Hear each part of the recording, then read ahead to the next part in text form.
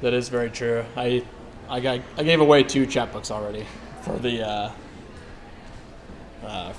tweet that I sent out. So that's a good marketing campaign. If you aren't on Twitter, that's a good way to get your stuff out there.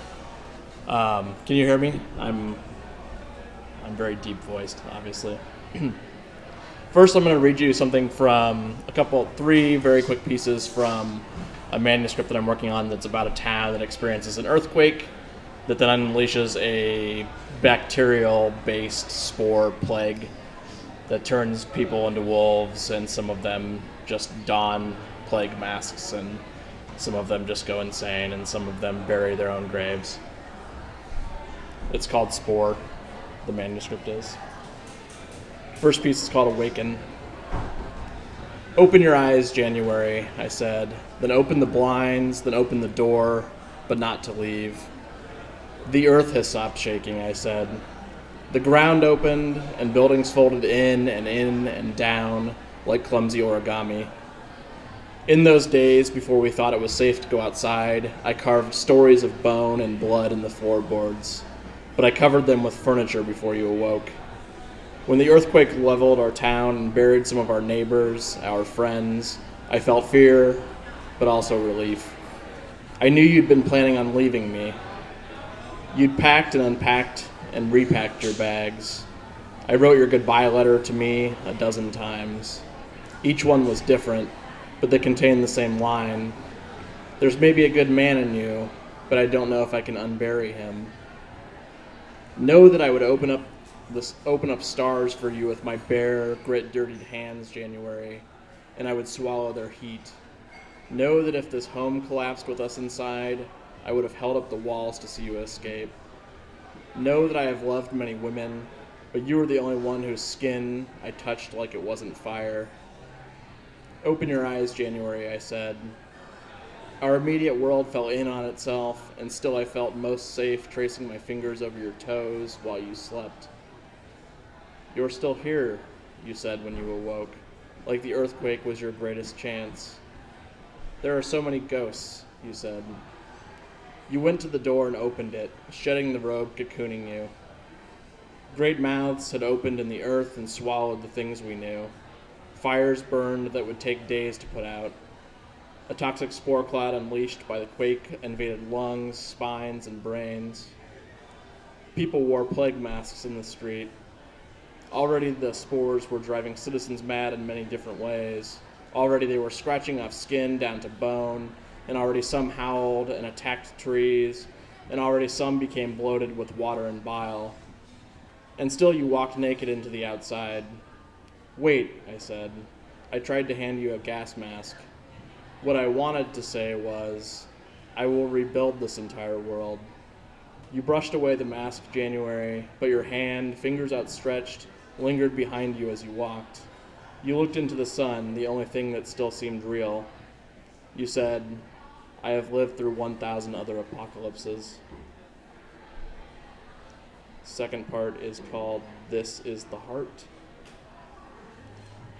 First, you must build a boat. There is no water to speak of for hundreds of miles, but this is the only manner of escape.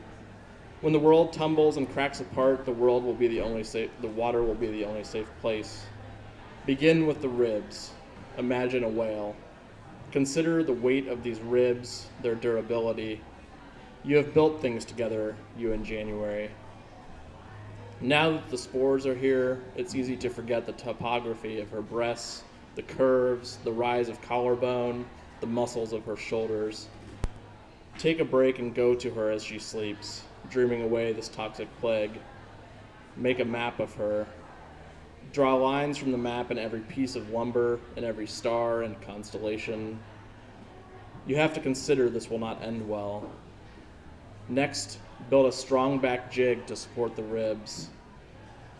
Ignore the madness around you, the men stacking couches on benches, on chairs and tables, trying to climb to the sky. Attach a keel to the ribs to bring them together. Try to erect her memories as your own, of the joys of licking peanut butter from a knife, of how her legs are folded when she reads, of butterflies landing on her skin. Keep those memories close. If you lose them, know the animal you'll become. Notch the frames and install longitudinal elements. Strengthen the frame. This boat will carry both of you. You will both find an island together, and you will build some new world. Fare the boat's frame to ready it for its skin. You do not want this all to fall apart. Build the skin from plywood and saturate it to keep it safe from the teeth of rocks and rivers. Flip what you've made over and paint it, and add oarlocks and motor brackets. Go to January and wake her and take her to sea. She will resist, but this is important. She must see what you will do. You must persist and radiate like stars until they collapse from all their weight. Show January the motor. Say, this is the heart. Say, in some future, we will touch each other's hands and not be anxious. Say, I have built so much of you into this, and now it will float forever. Climb in the boat and ask her to come aboard. She will say, but where are we going? Take her hands and remember the rise of veins in every line in her palms. Shake the frame to assure January of the boat's strength. Say, let me be your sunset cowboy. Let me take you into some less mad world. And finally, this is Wendigo.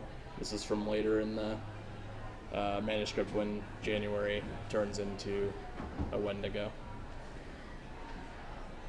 Everyone wore plague masks to the parade.